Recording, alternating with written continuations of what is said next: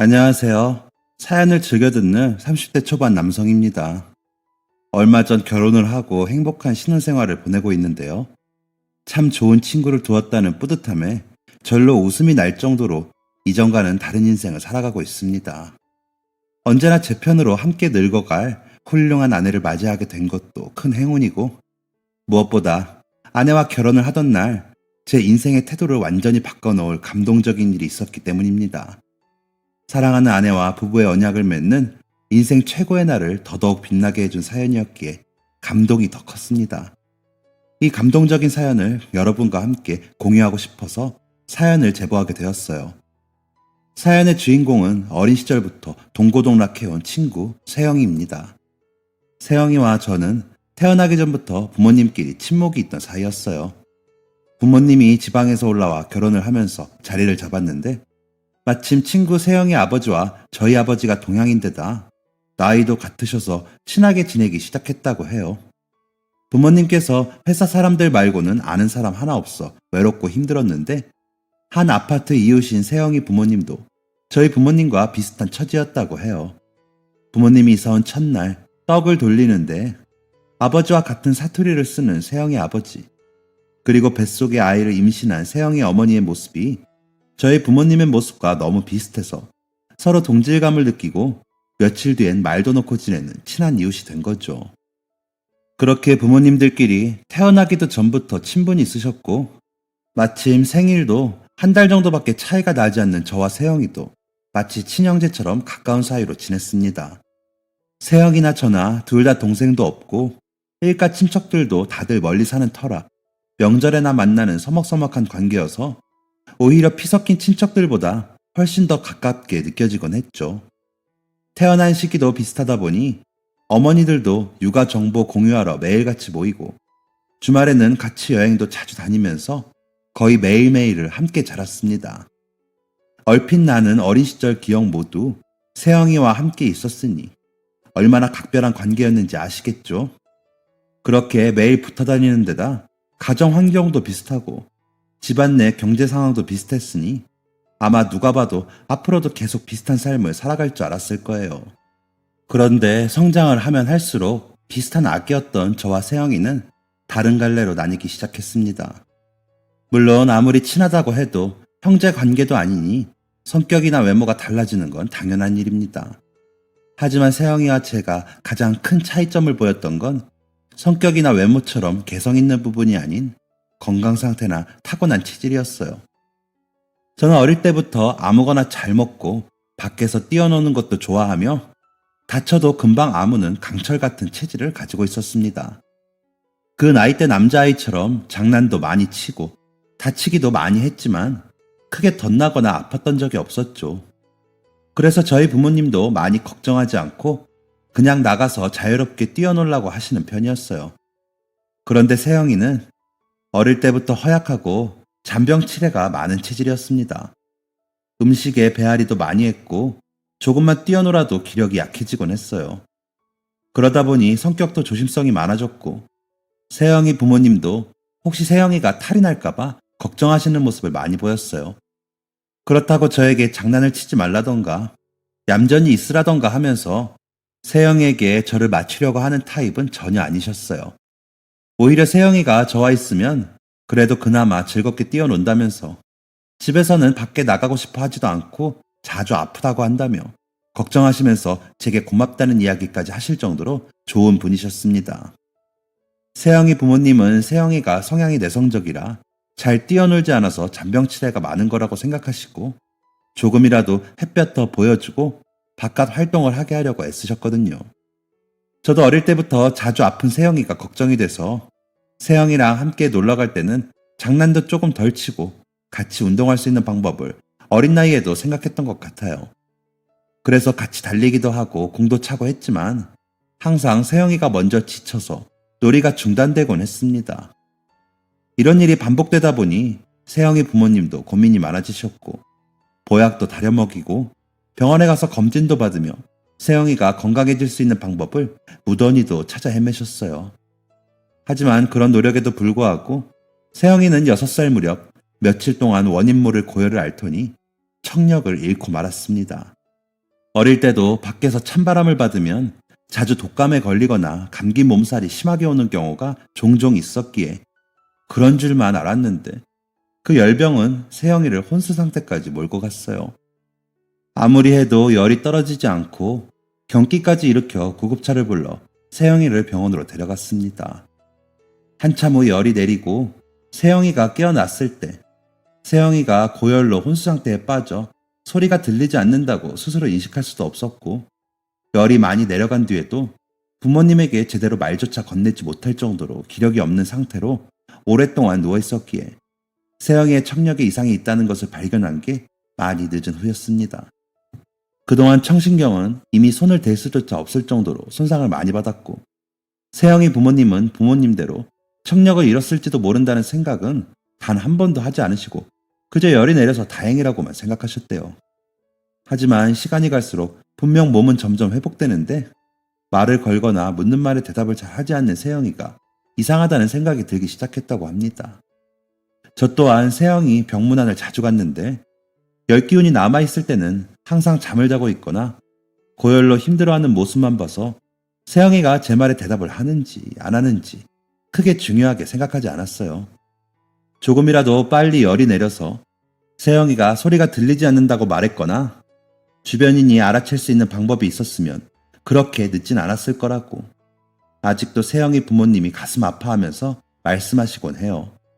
그렇게 하루아침에 세영이는 장애를 갖게 되었고 세영이의 가족들은 전과는 전혀 다른 하루하루를 맞아야만 했습니다. 처음엔 소리가 들리지 않는다는 사실도 잘 깨닫지 못하고 어리둥절해했던 어린 세영이도 날이 갈수록 점점 혼란스러움에 힘들어하는 모습을 보였어요. 세영이 부모님은 직장까지 그만두시고 세영이의 청력을 되살릴 수 있는 방법을 찾기 위해 백방으로 애썼습니다. 하지만 어느 병원을 가도 모두 고개를 절레절레 젓기만 했어요. 심지어는 해외에 있는 병원까지 몇 번을 돌았지만 아무런 수확이 없었습니다. 직장도 그만두고 모아둔 돈을 전부 써버리다시피 했는데도 세영의 청력은 되돌릴 수 없다는 청천벽력 같은 소식만 듣고 온 세영이 부모님이 절망감이 어땠을지 감히 상상도 되지 않아요. 저희 부모님도 세영이 소식을 듣고 안타까움에 많은 눈물을 흘렸는데 세영이 부모님은 오죽하셨겠어요. 저는 소리를 듣지 못한다는 게 어떤 건지 제대로 알지도 못하면서 어른들이 우는 모습을 보고 세영이에게 큰일이 일어났다는 걸 서서히 실감했어요. 매일같이 실과 바늘처럼 붙어 다니며 함께 시간을 보냈는데 이제 함께 시간을 보낼 수 없으면 어떡하지? 내가 하는 이야기를 알아듣지 못해서 대화를 나눌 수 없게 되면 어쩌지? 하는 걱정이 어린 마음에 가득 찼습니다. 하지만 세영이는 꼬마 아이라고 믿기지 않을 정도로 의젓하고 긍정적인 모습으로 갑작스런 불행을 잘 헤쳐나갔습니다. 아무런 소리도 듣지 못하고 살아가야 하는 게 무척 무섭고 힘들었을 텐데 오히려 의젓한 모습으로 슬퍼하는 부모님을 위로했어요. 세영이가 소리가 들리지 않는 것을 더 이상 고통스러워하지 않고 받아들이려고 노력하는 모습을 보이자 세영이의 부모님도 다시 힘을 내어 살아갈 용기를 내기 시작했어요. 그렇게 세영이의 가족은 힘을 합쳐 갑작스런 불행을 받아들이고 앞으로 함께 살아갈 수 있는 방법에 대해 고민하게 되었습니다. 다행히 세영이의 경우 말을 배우기 전에 청력을 잃은 게 아니라서 청력만 잃었을 뿐 말은 곧자라곤 했어요. 보통 청각 장애인들은 소리를 듣지 못해서 언어 발달에 어려움을 겪는 경우가 많은데 세영이는 말을 곧잘하던 6살 나이에 청력을 잃게 된 거라 그 전까지 언어 발달이 잘 이루어진 경우였던 거죠. 하지만 자라면서 말을 하지 않고 수화만 쓰게 되면 소리내어 말하는 방법을 잊어버릴 가능성이 높기 때문에 세영이는 장애를 인정한 그 순간부터 보통 사람들이 언어를 습득하는 방법보다 훨씬 더 힘들고 어려운 방법으로 공부를 해야 했습니다. 일단 기본적으로 수어를 배워야 했고 그와 동시에 말하는 훈련을 하면서 다른 사람들의 입모양만 보고 무슨 말인지 이해하는 독순수를 배워야 했습니다. 학교도 들어가기 전인 어린 나이에 복잡하고 어려운 공부를 하는 게 많이 힘들었을 텐데 세영이가 타고나길 차분한 성향이고 학구열도 높고 머리도 좋아서 오히려 성인이 배우는 것보다 훨씬 빠른 속도로 배워나갔어요. 저도 세영이와 함께 대화를 나누고 싶어 수화를 배웠습니다. 어떻게든 대화를 나누며 함께 시간을 보내고 싶었기 때문이에요. 그런데 막상 수화를 배워보니 대화를 나눌 수 있을 수준이 될 때까지는 아주 많이 배워야만 했고, 무엇보다 세영이가 훨씬 빠른 속도로 진도가 나가는 탓에 속도를 따라가느라 힘들었던 기억이 나네요. 물론 세영이가 말도 할 수 있고 독순수를 배우고 난 뒤에는 제가 하는 말도 쉽게 알아들을 수 있었지만, 그래도 친구로서 세영이와 하나라도 함께하고 싶고 뭐라도 배우고 싶었던 마음을 세영이 부모님이 예쁘게 봐주셔서 항상 세영이가 수업을 갈 때마다 따라가곤 했어요. 그렇게 함께 보냈던 시간들이 쌓여 지금까지 세영이와 끈끈한 관계를 이어갈 수 있었기에 더더욱 애틋하고 행복했던 추억이네요. 그렇게 세영이와 함께 매일같이 시간을 같이 보내며 성장 과정을 같이 했습니다. 처음 입학할 때 세영이도 저와 같은 학교에 입학했지만 수업 내용을 도통 알아들을 수가 없었던 세영이가 결국 얼마 지나지 않아 특수학교로 전학을 가게 되면서 아쉽게도 학교는 같이 다니지 못했어요. 그래도 한 동네에 살기에 매일 학교가 끝나면 만나곤 했습니다. 만약 초, 중, 고를 다 같은 학교를 나왔다면 더 많은 추억을 쌓을 수 있었겠지만, 일반 학교를 다니게 되면 세영이는 수업 시간 내내 선생님의 입모양만 뚫어져라 바라봐야 했어요. 소리가 들리지 않기 때문에 선생님의 입모양에만 의존해서 수업을 따라가야 했고, 그러다 보면 선생님이 하시는 말씀을 혹여나 놓칠까봐 노심초사하느라 수업의 질이나 내용에 대해서는 생각하지 못하는 일이 번번했습니다. 무엇보다 수업 시간 내내 매일 선생님 입모양만 빤히 바라보는 게 어린아이에게 무척 어려운 일이기도 하고요. 어린 시절부터 책 읽는 걸 좋아하고 학구열이 높았던 세영이이기에 여러모로 일반 학교를 다니고 싶은 마음이 컸지만 앞으로의 미래를 위해 힘든 결정을 내리고 전학을 가게 된 거죠. 저로서는 세영이의 전학 소식이 너무 슬프고 아쉬웠습니다. 하지만 학교에서 다른 아이들이 세영이를 놀리는 걸 종종 봤기에 마음이 놓이기도 했어요. 못된 아이들 몇 명이 세영이가 귀가 들리지 않는다고 자기들끼리 키득거리며 세영이를 놀리는 걸 많이 봤고, 그래서 제가 대신 싸우는 일이 잦았기 때문입니다. 저는 독순수를 배우면서 차차 사람들의 입모양을 읽기 시작하는 세영이가 아이들의 잘못된 말로 상처를 받는 게 제일 걱정이 되었어요. 그런데 청각 장애를 가진 아이들을 위한 특수학교에 다니게 되면 적어도 장애를 가지고 상처를 받는 일은 없을 테니 오히려 다행이라는 생각이 들었죠. 함께 학교 생활을 공유하지 못한다는 건 많이 아쉬웠지만, 학교를 마치고 오면 항상 서로 집이나 놀이터에서 만나 그날 학교에 있었던 일에 대해서 대화를 나누곤 했어요. 저는 아이의 다른 문화와 방식을 가지고 있는 세영이 학교 이야기를 듣는 걸 무척 좋아했고, 세영이도 저희 학교에서 일어나는 일들에 호기심을 가지곤 했어요. 학교를 같이 다니진 못했지만 서로 학교 생활에 대해 대화하고 이야기를 공유하면서 아쉬움을 달래곤 했습니다. 하지만 이후 초등학교 고학년이 될 때쯤 세영이가 이사를 가게 되면서 예전처럼 매일같이 만나 시간을 보낼 수는 없게 되었어요. 세영이가 처음 청력을 잃었을 때 세영이 부모님이 직장도 그만두시고 병원비로 많은 돈을 써서 가정 형편이 어려워졌기 때문입니다. 부모님이 다시 직장도 구하시고 어떻게든 빚을 줄여보려고 노력했지만 이후로 나가야 했던 언어 치료비도 만만치 않아서 잘 되지 않았던 모양이에요.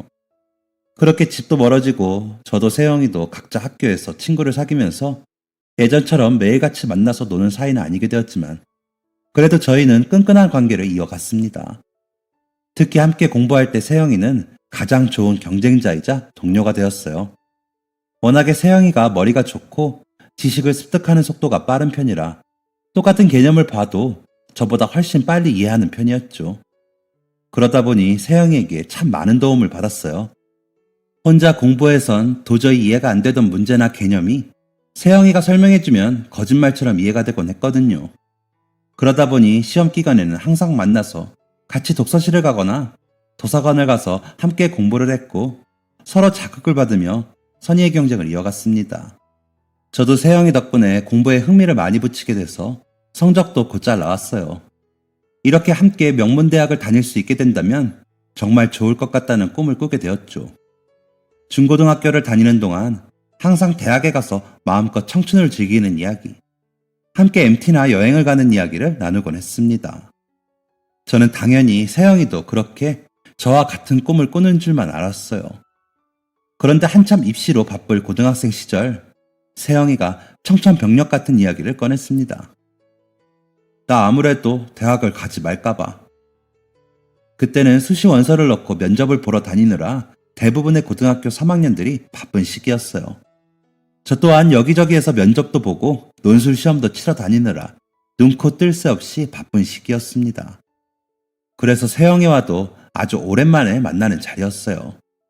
세영이도 세영이대로 바쁜 입시 스케줄을 보내고 있었을 텐데 그동안 무슨 일이 있었는지 갑자기 자신감이 없어진 모습이 무척 걱정스럽더군요. 왜? 너 모의고사 성적도 나보다 잘 나오잖아.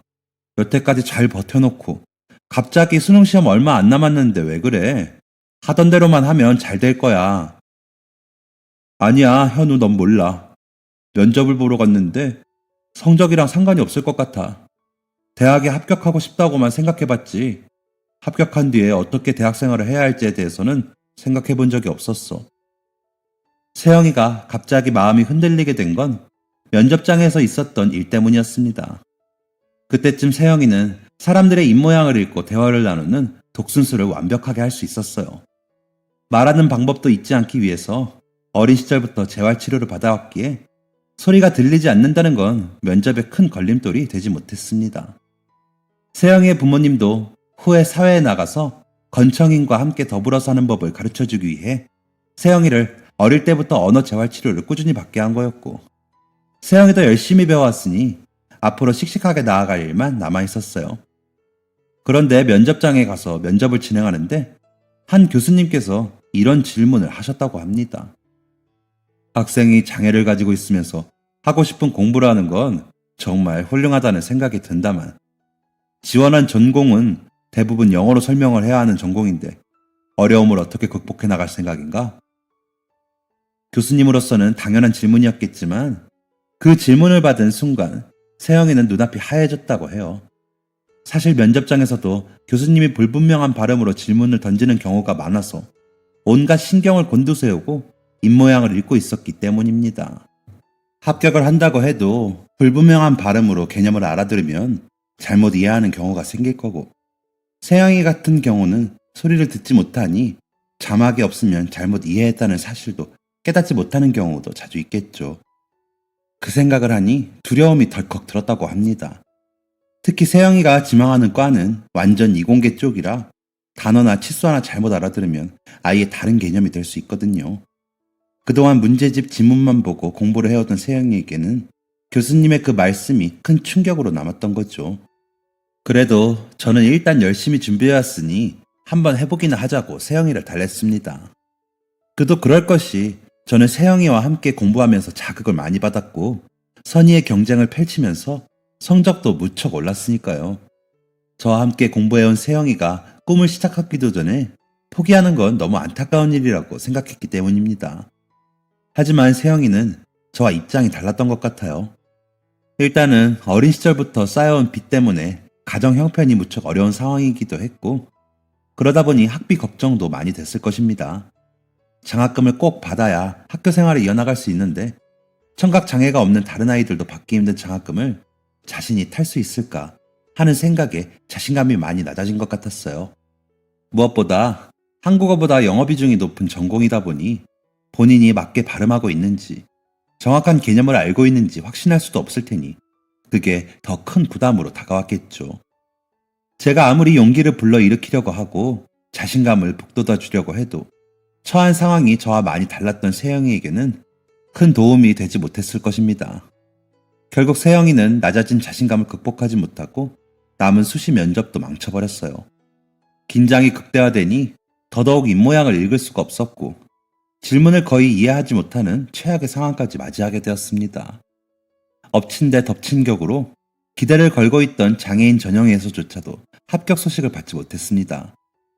아무래도 대학 입장에서는 아무런 소리도 듣지 못하는 중증 청각장애인 세영이보다는 어느 정도 수업을 따라갈 수 있는 경증 학생들을 선호한 모양이에요. 그게 아니라면 지원한 다른 학생들보다 세영이의 성적이 모자랐을 테고요. 저는 어차피 수시는 원래 성적보다 상향으로 넣는 거니까 좌절하지 말고 수능을 잘 봐서 성적으로 합격하자고 세영이를 위로했습니다. 하지만 세영이는 끝없는 좌절감에 빠져 자책까지 하기 시작했어요. 내가 감히 일반 학생들도 어려워하는 이런 전공에 원서를 넣은 게 문제인 것 같아. 다들 내가 수업에 따라가지 못할 거라고 생각하고 있고 나조차도 그렇게 생각하는데 집에 쌓인 빚만 수억이 되는데 부모님을 또 고생시키면서 내 욕심만 생각할 수는 없을 것 같아. 이미 다쳐버린 세영이의 마음은 굳건했어요. 결국 세영이는 수능 시험을 포기하고 공장에서 아르바이트를 시작했습니다. 세영이에게는 몇 개의 부업을 더 하면서 제대로 눈도 붙이시지 못하고 일하는 부모님에 대한 죄책감이 자신의 꿈보다 더 컸던 모양이에요.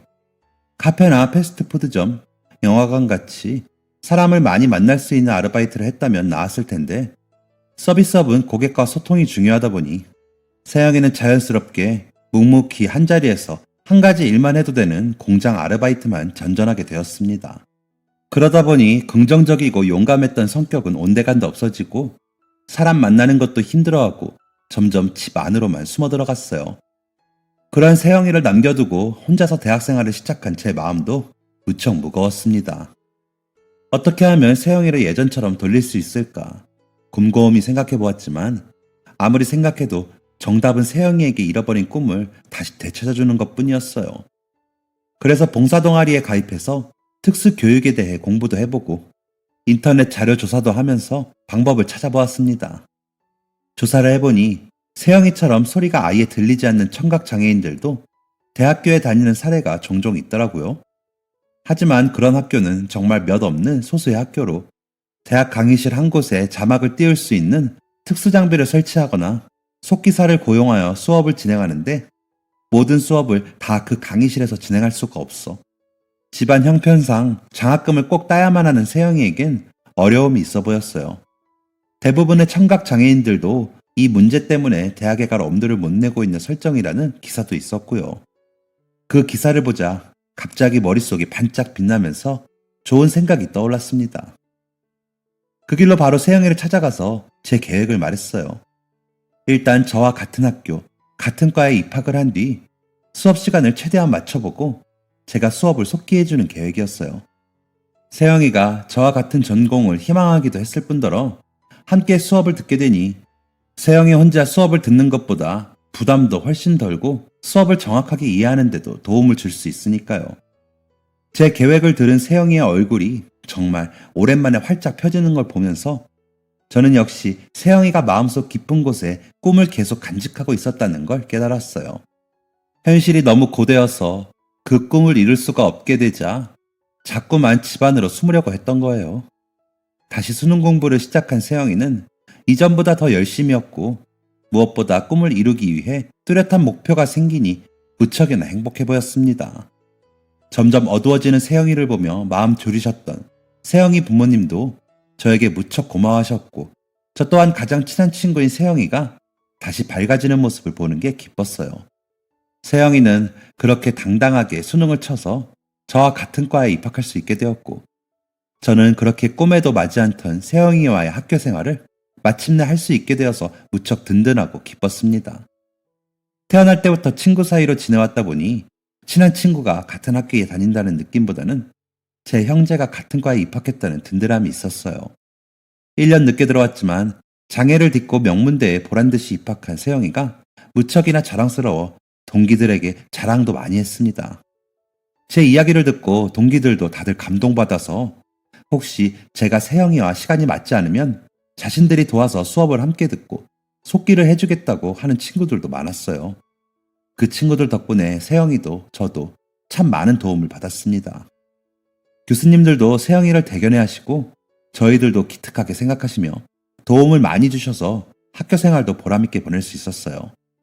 특히 가장 도움을 많이 준 건 당시에는 여자친구였던 제 아내입니다. 제 아내는 저만큼이나 세영이를 많이 도왔어요. 제가 군대에 가 있을 때도 제 대신 세영이의 수업을 챙겨주는 모습에 세영이도 저도 감동을 많이 받았습니다. 그런 따뜻한 마음씨를 가진 여자친구였기에 한번 크게 싸우는 일도 없이 결혼까지 진행할 수 있었던 것 같아요. 그렇게 모두의 도움으로 세영이는 매번 장학금을 받으며 무사히 졸업할 수 있었습니다. 저와 여자친구도 세영이의 수업을 챙기면서 같은 수업을 또 듣기도 하고 또 속기를 하면서 귀로 수업을 들을 때보다 더 집중할 수 있어서 공부하는데 정말 많은 도움이 되었어요.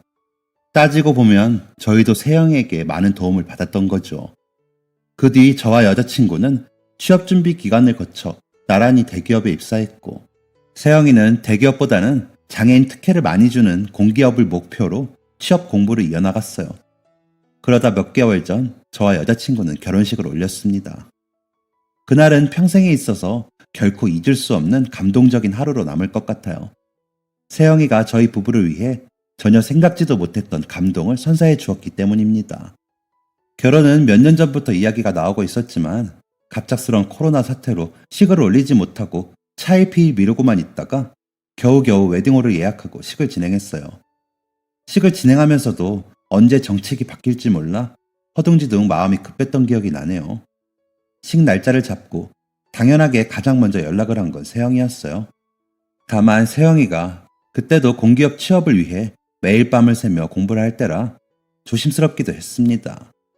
앞전에 언급했다시피 세영이 집이 많이 어려워 세영이가 하루 종일 공부만 할 수 없는 처지였기에 낮에는 아르바이트를 하며 돈을 벌고 자는 시간 쪼개서 공부를 하느라 많이 힘겨워 보였거든요.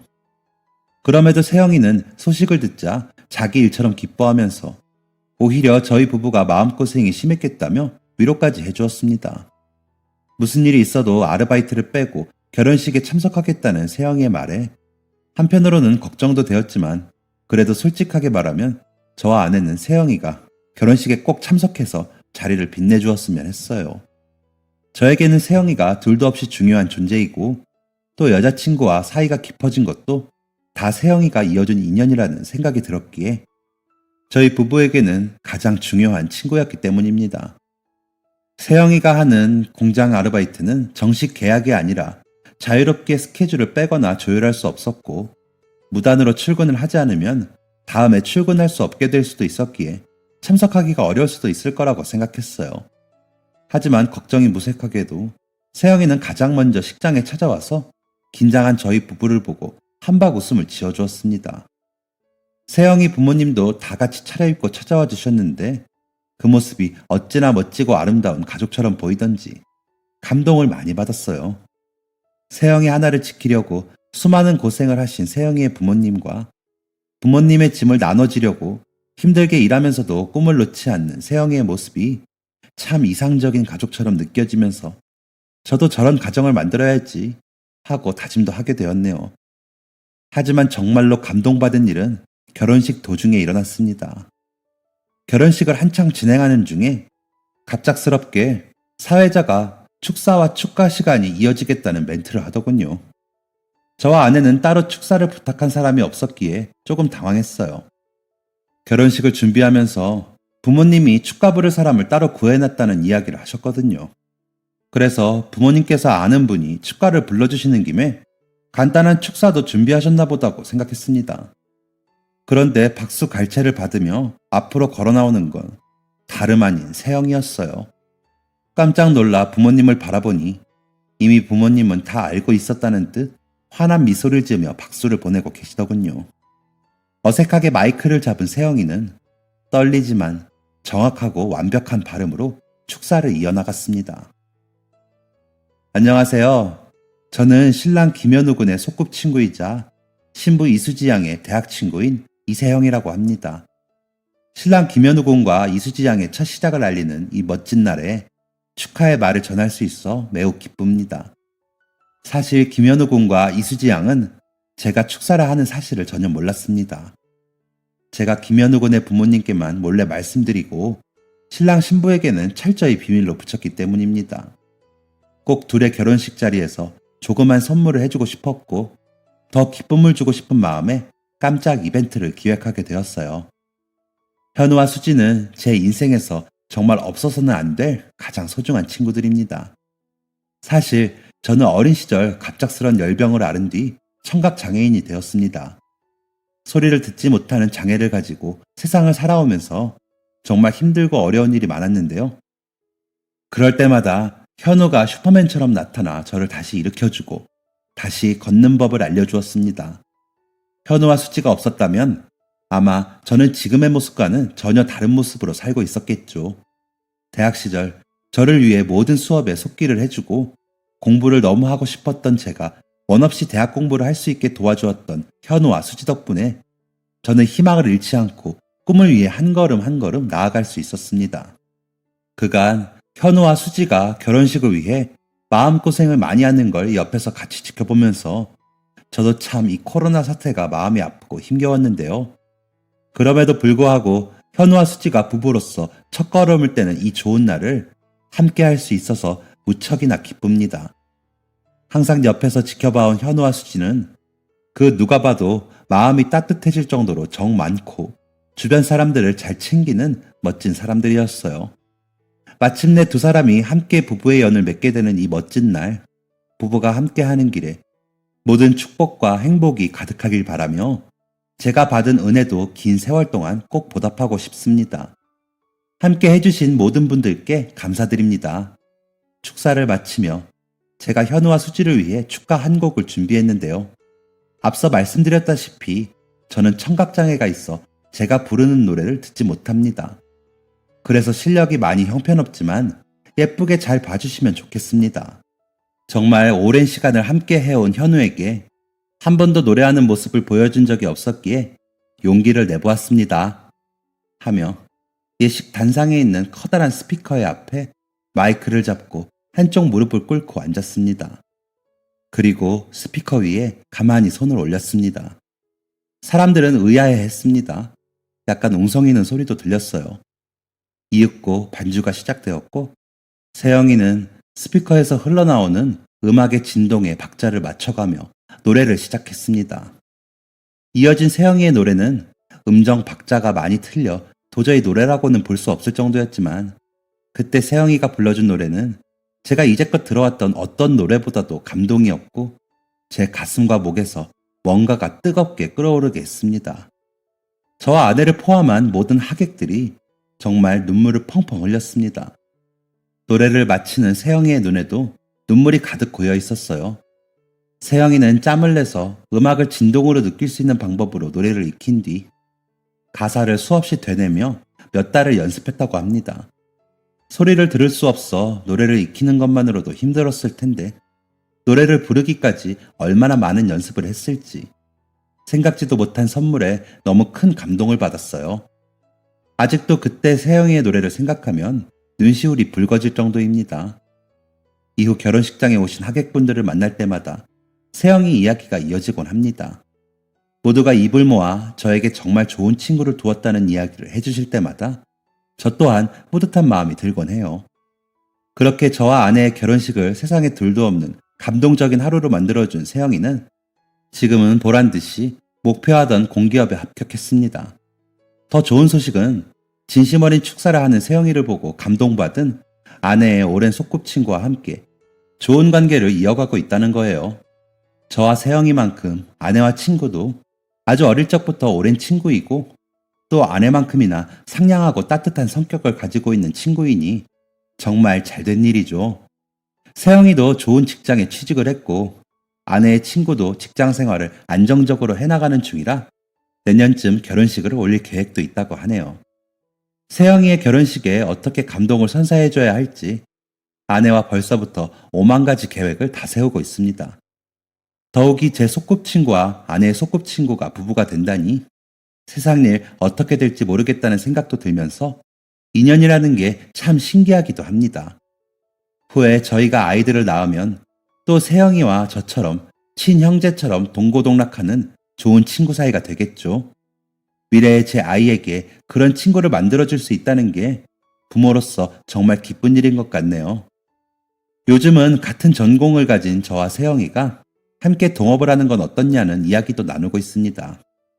인생을 살면서 가장 중요한 건 다름 아닌 인간관계라고 하는데 저와 세영이 그리고 제 아내와 아내의 친구까지 이미 끈끈한 다리를 만들어 놓으니 세상에 두려울 게 없다는 생각이 드네요. 특히나 저는 대기업에 다니는 중이고 세영이는 공기업에 다니고 있으니 각자 회사에서 배운 부분을 합치면 괜찮은 회사를 세울 수 있을 거라는 생각이 듭니다. 아직은 계획 단계에만 있을 뿐이지만 꿈을 위해 한 걸음 한 걸음 걸어왔던 저희이기에 언젠가는 꼭 실천에 옮길 수 있을 거라는 희망이 들어요. 사연을 보내며 세영에게 짧은 편지 하나 덧붙여 봅니다.